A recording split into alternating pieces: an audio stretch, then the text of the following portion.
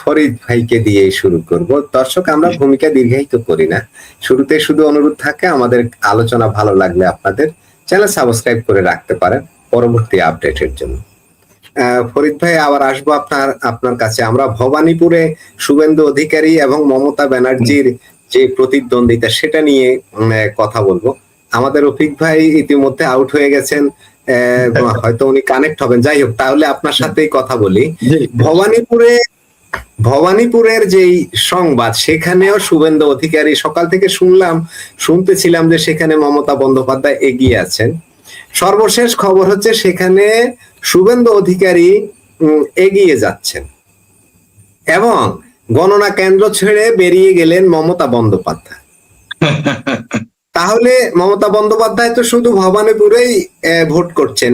উনি যদি হেরে যান তাহলে তো তাকে বিধানসভায় দেখা যাবে না, না, সুযোগ নেই। তিনি যদি পাশ না করেন, আপনি বিধানসভায় তাকে কি করে খুঁজে পাবেন না, খুঁজে পাওয়ার সুযোগ নেই তাকে তো। কারণ আপনি যদি পাশই না করেন, সংসদে কিভাবে যাবেন? আপনি মন্ত্রী হইতে পারবেন, টেকনোক্রেট পদে মন্ত্রী হইতে, রাজ্যের মন্ত্রী হইতে পারেন যদি সুযোগ দেয় কেউ, কিন্তু আপনি তো এখানে সেই সুযোগও নাই, যেহেতু আপনার সরকার নেই। তাহলে তাকে সংসদের পায়, মানে তিনি এইবার আম সালা সবই হারালেন। এটাই হওয়ার কথা ছিল। কারণ আপনি যখন না, আপনার দলের সিনিয়র নেতারা বের হয়ে যাবে, আপনার দলের বিশ্বস্ত লোকগুলো বের হয়ে যাবে, তখন আপনি তার সাথে পারবেন না। প্রতিপক্ষ যখন সাথে এক ঝালমুড়ি, আরেকটা কথা তো বলতে ভুলে গেছি, ওই যে ঝালমুড়ি খাইলো 10 রুপি, 10 টাকার যে ঝালমুড়ি খাইলো নরেন্দ্র মোদী, আমার মনে হয় তখনই 10 লাখ ভোট চলে গেছে। 10টি আসনে এক ঝালমুড়িতে চলে গেছে, বুঝতে পারছেন? ওইখানে চলে গেছে 10টা না, নরেন্দ্র মোদীর ওই ঝালমুড়ি খাওয়াতেই ভয়াবহ ব্যাপার। আর একটু নিজের প্রশংসা নিজের করা হয়ে যায়, তবুও করি একটু। আমার একটা ছোট ভাই আছে, নাম হলো আর্য পারভেজ টিটু। সে মাঝে মাঝে বলতো, আমি বলতাম টিটু মাঝে মাঝে নিজের প্রশংসা করে। আমার তুমি নিজের প্রশংসা করো ভাই? আমার প্রশংসা কি করবে? আপনার করবে? নিজের প্রশংসা মাঝে মাঝে করতে হয়, শুধু আপনাদের। সে একজন ঊর্ধ্বতন কর্মকর্তা আমাদের বাংলাদেশে, বলছে মাঝে মাঝে নিজের প্রশংসা করতে হয়, নাহলে কে আপনার নিজের খায়, কে প্রশংসা? একটু আত্ম প্রশংসা করি। দুষ্ট লোকেরা কেউ কেউ বলে, এবং এর আগেও আমাকে বলেছে যে লিখেছেও তারা, যে আমার কারণেও নাকি সেখানে আমার বক্তব্যও নাকি, আমাদের বিশেষ করে আমজনতার বক্তব্যও নাকি প্রভাব পড়েছে এখানে বিজেপি ভোট বাড়ার। ফরিদ ভাই, আমি দুটো কমেন্ট একটু নেই দর্শকের। একজন বলছিলেন পিসফুল ওয়ার্ল্ড, বঙ্গবাসী ভারত বিদ্বেষমূলক মনোভাব কলকাতার মসনদ থেকে তৃণমূলকে উচ্ছেদ করেছে। বঙ্গবাসী বলতে বাংলাদেশের কথা বলেছে। আরেকটা কমেন্ট বলিনি, আরেকটা কমেন্ট নেই, সেটা হচ্ছে রাজা রজত সরকার, তিনি বলছেন সত্যি আমরা বেকারত্ব, অনুপ্রবেশ ইত্যাদি নিয়ে ভীষণ বিরক্ত ছিলাম। এটা তারই স্বতঃস্ফূর্ত বহিঃপ্রকাশ। দুইজন দর্শক যেটা বলেছেন জি, প্রচুর দর্শক কমেন্ট করছেন। আমি কমেন্ট এত বেশি যে আমি সব দেখাতে পারছি না। হ্যাঁ, আপনি যে দুইজন দর্শকের যে কমেন্ট দেখিয়েছেন, আমি তাদের সাথে শতভাগে একমত। একটা চমৎকার গুছিয়ে এক বাক্যে তারা চমৎকার লিখেছেন দুইজন দর্শকই। এগুলোই সত্য, এগুলো প্রভাব তো পড়বেই। আপনি একটা দেশকে নিয়ে তুচ্ছ-তাচ্ছিল্য, তাও একটা বৃহত্তর রাষ্ট্র, তাকে নিয়ে বলবেন, এটা তো প্রভাব পড়বেই। তারপরে যে বাংলাদেশে যেভাবে সংখ্যালঘু নির্যাতন হয়েছে, এটাও একটা কারণ। তারপর বাংলাদেশ আওয়ামী লীগের অনেকেই সেখানে উপস্থিত আছেন, তাদের প্রচার প্রচারণারও কিছু প্রভাব পড়েছে। আমরা কথা বলেছি, এগুলোর প্রভাব পড়েছে। স্বাভাবিক, সব মিলেই মানে যদি আপনি 100টা কারণ হিসাব করেন, সেগুলোর মধ্যে এগুলো পড়ে যাবে। অনেক 100 কারণ আছে, নাহলে এত ভূমিধস জয় হতো না। ফরিদ ভাই, আপনি একটা কথা বলেছিলেন যে যদি বিজেপি জিতে তাহলে অনেক বিশাল ব্যবধানে জিতবে। আমাদের এক দর্শক সেটা মনে রেখেছেন, তিনি সেটা রিপ্লাই করেছেন।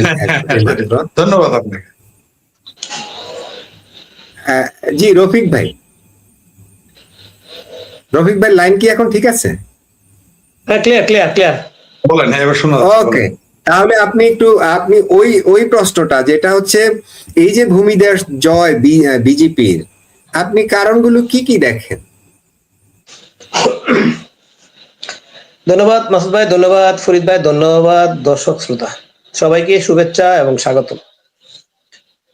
আসলে ফরিদ ভাইয়ের কারণগুলি যে আসলে বিশ্লেষণ করছে, এগুলির মধ্যে অনেকগুলি খুবই চমৎকার কারণ। আমার একটা, যে আমি সবসময় বলছিলাম যে আমি কিন্তু ব্যক্তিগত ম্যান হিসাবে সেই যে আপনার মমতা ব্যানার্জির সাদা সেদা জীবনযাপন, এটাকে আমি খুব পছন্দ করি। 30 সেকেন্ড ভুই আসে। এই যে আমাদের একজন দর্শক বলেছেন, চমৎকার বলেছেন, যে এবার আসলে তার বন্ধু বান্ধবরাও ভোট দিয়েছে, সত্য এবার বিজেপিকে মুসলমানরাও ভোট দিয়েছে, এটাও আমার অনুমানের বাইরে ছিল। জি জি ভুই আসে বলেন।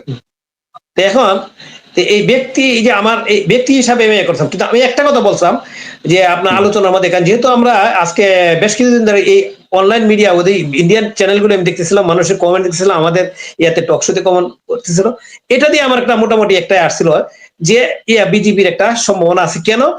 ওই যে তার যে আছে, তার যে ভাইপুর কথা বলে একটা নামিকালি আসে, ভাইপুর যে দুর্নীতির কথা কিন্তু বারবার কিন্তু উঠে আসছে, কিন্তু প্রতিগুলি চ্যানেলগুলিতে কিন্তু আলোচনাটা একটাই আসছে যে তার ভাইপুর দুর্নীতির ব্যাপারটা আসছে। এটা একটা বিশাল কারণ মনে হয় আমার।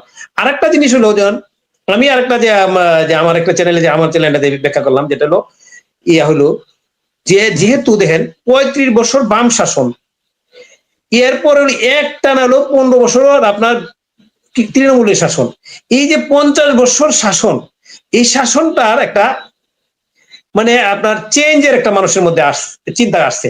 কারণ দেখেন বিজেপি 10 বছর মানে পরপর 2 টার্ম পাস করছে তার কেন্দ্রীয় ইয়াতে, এবং এবার নতুন করে আবার আসছে, মানে তৃতীয়বারের মতো ক্ষমতায় আসছে, সারা ভারতবর্ষে আসছে। ওইটা মানুষের মধ্যে একটা প্রভাব হয়েছে যে আপনার এই যে আপনার 3 বার যেহেতু হয়েছে, আপনার তৃণমূল হয়েছে, এবং ওরা একটা চেঞ্জ দেখতে চাইছে যে আমরা নতুন কিছু পাই কিনা।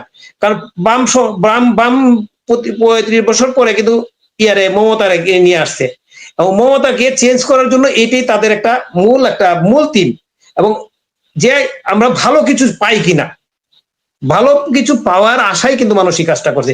আর এই যে দুর্নীতির কথাটা আমি বলছিলাম না, তাদের চ্যানেলগুলিতে কিন্তু বিভিন্ন সময় আমি দেখতাম যে আপনার ওই তার ভাইপুর যে ব্যাপারটা, তার দুর্নীতির একটা ব্যাপার কিন্তু মানুষের সামনে উঠায় নিয়ে আসছে। এই যে এই দুইটা কারণ আছে।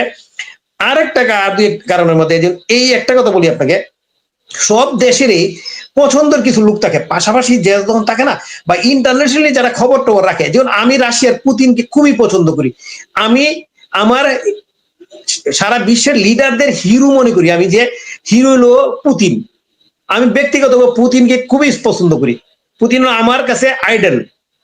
তো এরকম কিন্তু সারা বিশ্বে যারা খবর রাখে এরকম পছন্দের ব্যক্তি থাকে। বাংলাদেশেরও এরকম পছন্দের ব্যক্তি, ইন্ডিয়াতে যে ঘটনাটা করছে যে শেখ হাসিনার বিরুদ্ধে কিছুদিন আগে যে তার ভাইপো যে বক্তব্য করেছে, এটা কিন্তু আপনার অমার্জনীয়, মানে এটা উনি ভুল একটা কাজ করছে। কারণ ওই দেশে তো শেখ হাসিনার পক্ষে লোক আছে, তাই না? মুসলমান বলেন, হিন্দু বলেন, শেখ হাসিনাকে পছন্দ করে, এটা কিন্তু আছে, কিন্তু এটা কিন্তু একটা প্রভাব অবশ্যই পড়ছে, একটা বিরাট একটা ব্যাপার। আরেকটা আছে যে ইউনূস সরকার আমলে যে আমাদের দেশে যে করছে, ওই যে যারা ওই যে এনসিপি বলেন, জামাত বলেন, অন্যান্যরা বলেন, যারা যে জামাত ইসলামরা যে বক্তব্যগুলো দিছে, উগ্রবাদী যে বক্তব্যগুলো দিছে, মমতা বলেন এটা কিন্তু প্রতিবাদ করে নাই। খেয়াল করেন জিনিসটা, এটা কিন্তু একটা বড়, ওইটা কিন্তু একটা ব্যাপার আছে।